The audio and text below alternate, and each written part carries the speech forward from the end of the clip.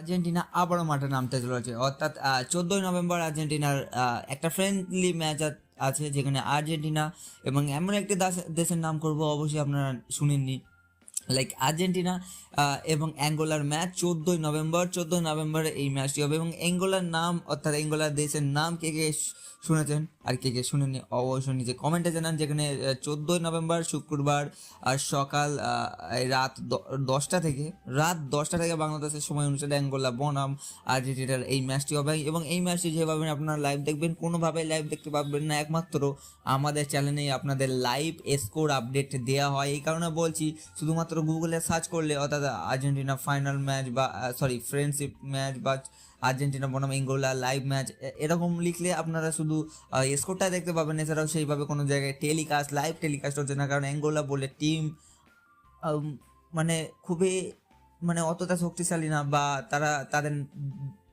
যে ফুটবল খেলে এটা আমি প্রথমবার শুনছি। তো অবশ্যই আপনাদের মতামত নিচে কমেন্টে জানান।